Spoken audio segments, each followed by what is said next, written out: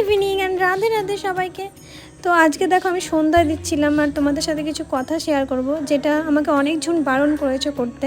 মানে অনেক জায়গাতে গেছি আমি, অনেক জায়গাতে অনেকজন বারণ করেছে। সেটা হলো প্রদীপ। আমরা যখন পুজো করতে যাই অনেক সময় লাইটার বা দেশলাই নিয়ে যেতে ভুলে যাই, তখন আমরা কী করি, পাশে কেউ প্রদীপ জ্বালিয়ে রাখলে সেখান থেকে জ্বালিয়ে নিই। তো সেটা কিন্তু কখনো করা উচিত না।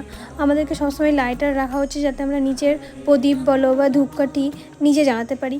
এমনকি আমরা ডেলি যে পুজো করি তাতে যে প্রদীপ জ্বালাই, সেখান থেকেও কিন্তু ধূপকাঠি আমাদের জ্বালানো উচিত না। সবসময় প্রদীপ আলাদাভাবে জ্বালানো উচিত আর ধূপকাঠি আলাদাভাবে জ্বালানো উচিত। আর তোমাদের মধ্যে অনেকেই আমাকে বলেছে যে ধূপকাঠি জ্বালিও না। আসলে ধূপকাঠি আমি ঘরে জ্বালাই না, বাইরে জ্বালাই। কি বলো তো, আমাদের ডেলি প্রায় 8টা-10টা করে ধূপকাঠি লাগে। এবার ধূপকাঠির বদলে ওই কাঠিগুলো কেনা পসিবল না, কারণ ওগুলোর আমাদের এখানে পাওয়াও যায় না আর দাম বেশি। আমাকে প্রত্যেকবার তোমার ফ্লিপকার্ট বা অ্যামাজন থেকে অর্ডার করতে হয়। তাই আমি চেষ্টা করি যে ধূপকাঠি বাইরে জ্বালানো, মানে খোলা যায়।